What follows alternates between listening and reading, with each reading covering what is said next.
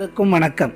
மாணிக்க வாசகர் அருளி செய்திருக்கக்கூடிய மார்கழி 24ஆம் நாளிற்கான திருப்பள்ளி எழுச்சி 4வது பதிகம்.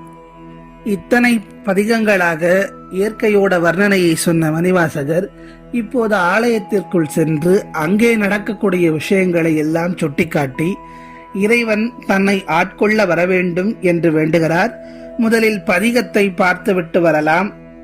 இன்னிசை வீணையர் யாழினர் ஒரு பால், இருக்கொடு தோத்திரம் இயம்பினர் ஒரு பால், துண்ணிய பிணைமலர் கையினர் ஒரு பால், தொழுகையர் அழுகையர் துவள்கையர் ஒரு பால், சென்னியில் அஞ்சலி கூப்பினர் ஒரு பால், திருப்பெரும் துறை உரை சிவபெருமானே என்னையும் ஆண்டு கொண்டு இன்னருள் புரியும் எம்பெருமான் பள்ளி எழுந்தருளாயே என்பது மாணிக்க வாசகர் அருளி செய்திருக்கக்கூடிய திருப்பள்ளி எழுச்சியின் 4வது பதிகம்.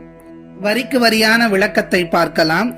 இன்னிசை வீணையர் யாழினர் ஒரு பால், இருக்கொடு தோத்திரம் இயம்பினர் ஒரு பால்.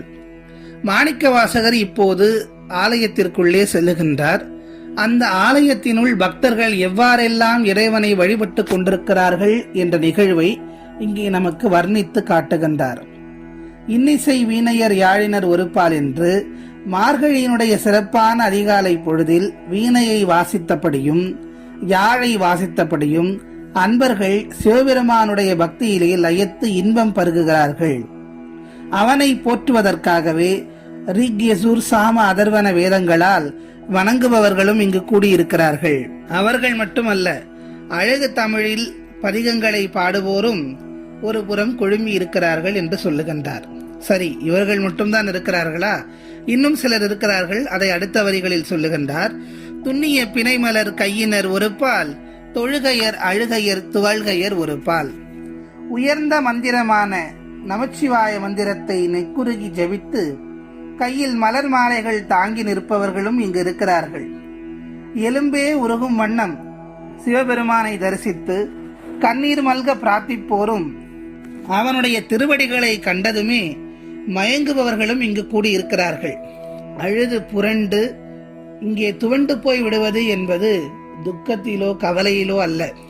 அவனை பார்த்த பரமானந்த மகிழ்ச்சியில் அழுது அழுது புரண்டு இங்கே துவண்டு விடுகிறார்கள் என்று சொல்லுகிறார்.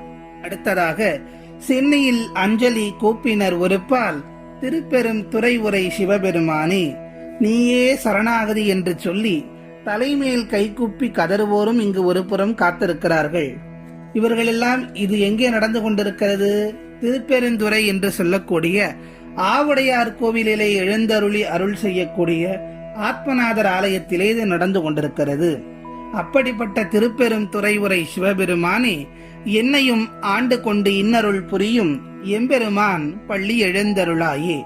மெய்யடியாராகிய இந்த தெய்வீக அடியார்களின் பக்தியின் முன்பு என்னுடைய பக்தி மிக மிக சாதாரணம். எளியவனான என்னையும் ஏற்றுக்கொண்டு வழிநடத்தும் என் தேவனே எப்போதும் இந்த சிறியனை ஆட்கொள்வதற்கு பள்ளி எழுந்தருளாயே என்று கேட்கின்றார் மணிவாசகர். ஒரு புறம் யாழ் இசையை வாசித்துக் கொண்டிருக்கிறார்கள் இன்னிசை வாசிப்பாளர்கள். வேதங்கள் ஒலித்துக் கொண்டிருக்கிறார்கள், வேதங்களை பாடுகிறார்கள், தமிழ் பதிகங்களை பாடிக்கொண்டிருக்கிறார்கள். அது மட்டுமில்லாமல் சிலர் மலர்களை கையிலே வைத்துக் கொண்டு இறைவனை வழிபடுவதற்காக காத்திருக்கிறார்கள். சிலர் இறைவனுடைய புகழை பாடி பாடி பரவசம் அடைந்து துவண்டு போனவர்களும் இங்கே இருக்கிறார்கள் உருகி. அடுத்த வரிகளில் நீயே சரணாகதி என்று சொல்லி தலை கூப்பி இறைவனை வழிபட்டு கொண்டிருப்பவர்களும் இங்கு இருக்கிறார்கள். இப்படியெல்லாம் பக்தி செலுத்துபவர்களுக்கு முன்னிலையில் என்னையும் ஒரு தெய்வீக அடியாராக, நான் என்னமோ ரொம்ப பெரியவெல்லாம் கிடையாது, என்னையும் ஒரு அடியவராக நீ ஏற்றுக்கொண்டு ஆட்கொண்டாயே, உன்னுடைய பக்தி எத்தனை பெரியது, எப்போதும் நீ என்னை இப்படி ஆட்கொண்டு அருள வேண்டும் என்று கேட்கின்றார் மணிவாசகர். பள்ளி என்றால் உறங்கும் இடம் மட்டுமில்லை, பள்ளி என்றால் உண்மையில் விழித்துக் கொள்ளும் இடமும் கூட. புத்தி விழித்துக் கொள்ளும் இடம் பள்ளிக்கூடம், வயிற்று பசியை ஆற்றும் இடம் மடப்பள்ளி.